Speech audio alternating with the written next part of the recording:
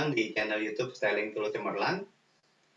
Di waktu yang lalu kita sudah membahas kunci pertama dan kunci kedua dari 8 kunci sukses implementasi sistem ERP. Ya, sekarang kita akan membahas kunci yang ketiga, yaitu mengenai cetak biru atau blueprint bisnis proses.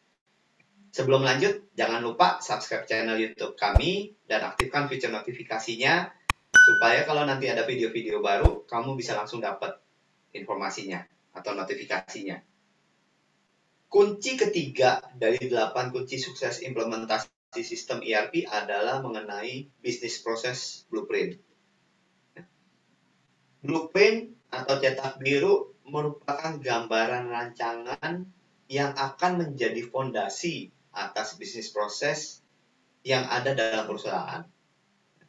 Tujuan dari proses ini apa sih? Tujuannya adalah supaya user dan konsultan itu bisa mengetahui flow bisnis proses yang ada dan rencana perusahaan ke depannya itu seperti apa. Ya. Jadi dari situ nanti kita bisa ketahui dan kita bisa rancang gitu ya, bagaimana penerapannya ke dalam sistem. Kemudian apakah ada hal-hal tertentu yang harus dipertimbangkan juga dari sisi SOP-nya. Untuk itu, ada beberapa hal penting yang harus kita perhatikan dalam proses merancang blueprint ini. Ya, yang pertama itu adalah mengenai jadwalnya. Ya. Kita harus menentukan jadwal diskusi dengan bagian-bagian terkait. Ya. Setiap bagian yang punya andil atau terhubung dalam suatu proses, itu harus ikut dalam diskusinya. Ya. Sebagai contoh, pada saat kita membahas proses pembelian, pada saat kita membahas proses pembelian, gitu ya, tidak hanya bagian pembelian aja yang nanti ikut proses diskusinya, tapi juga bagian gudang. Kenapa gudang? Karena nantinya kalau barang itu datang, yang akan menerima barang yang dikirimkan vendor itu adalah bagian gudang. Ya. Gimana caranya, gimana prosesnya kalau ternyata barang yang dibeli rusak, ya kan? Atau barang yang dikirim ternyata nggak sesuai, ya kan? Nah, hal ini perlu koordinasi dan komunikasi yang baik antara bagian pembelian dengan bagian gudang. Makanya, dari sejak awal mereka perlu memutuskan. Mereka perlu sepakat, ya kan? Perlu sepakat mau seperti apa nih alur bisnis prosesnya, ya kan? Apakah mau ditolak, gitu kan? Kalau barang yang datang ternyata nggak sesuai, ataukah diterima, tetap diterima dengan catatan gitu kan, ataukah ada perlakuan lain, ya kan? Jadi setiap bagian yang terlibat dalam suatu proses itu harus hadir, ya. Dan wakil dari setiap bagian harus ada yang bisa membuat atau menegosiasikan keputusan, semisal manajer dari departemennya atau supervisornya, ya. Nah, yang kedua adalah adakan diskusinya dengan meeting formal. Ada beberapa perusahaan berpendapat gitu ya, karena namanya diskusi, ya udah sifatnya non formal aja, ya. Ditanyain satu persatu usernya gitu kan. Jadi modelnya itu seperti interview one by one lah, gitu kan. Nah, gaya seperti ini nih nggak efektif karena kita jadi tidak bisa langsung konfront ya antar departemen yang terkait. Ya. Bakalan capek, bakalan melelahkan, ya kan? Karena kita jadi seperti middleman. Ya. Si A bilang A, kemudian pas kita menyampaikan ke si B, gitu kan, kita ngobrol dengan si B nggak setuju.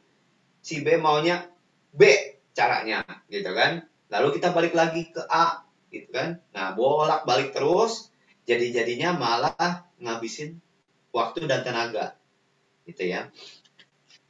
Nah, dengan format meeting formal, semua user yang terkait dan terlibat itu duduk bersama dalam satu ruangan, ya, meeting sama-sama, gitu kan. Selain akan membuat usernya jadi lebih komit, karena kan meeting, ya kan, dia harus hadir gitu kan, tepat waktu, gitu kan. Hal ini juga mampu bisa membuat kita jadi menghindari adanya miskomunikasi. Karena apa? Karena semua yang terlibat itu duduk di dalam satu ruangan. Satu sama lain itu saling mendengarkan, saling memberikan pendapat, ya kan? Saling mencatat. Ya. Nah, kemudian yang ketiga itu adalah dokumentasi blueprint. Ya. Blueprintnya didokumentasikan. Apa yang sudah didiskusikan itu harus dituangkan, harus dicatat secara lengkap dalam bentuk dokumentasi. Nanti dokumentasinya itu harus ditandatangani juga oleh setiap departemen yang terkait. Hal ini sebenarnya bukan cuma sekedar dokumentasi ya, tanda tangan cuma sekedar tanda tangan, itu enggak cuma sekedar itu. Ya, tapi karena hasil diskusinya ini nantinya itu akan dipakai sebagai rujukan untuk proses-proses selanjutnya. Ya, pada saat konfigurasi, pada saat kita training, pada saat kita testing, gitu kan. Kalau dokumentasinya nggak lengkap atau asal-asalan, bisa jadi nantinya malah menimbulkan pertanyaan pada saat training atau pada saat testing, ya kan? Atau malah nanti bisa malah dibahas lagi berulang-ulang gitu kan? Karena nggak ada dokumentasinya, orang lupa gitu kan? Jadi dia nanya lagi hal yang sama, seperti itu. Oke, demikian kunci ketiga, penjelasan singkat dari kunci ketiga dari 8 kunci sukses implementasi sistem ERP. Nantikan penjelasan detail mengenai 7 kunci lainnya pada video-video kami berikutnya. Jangan lupa subscribe dan aktifkan notifikasinya supaya begitu ada video atau informasi baru, kamu bisa langsung tahu. Bye.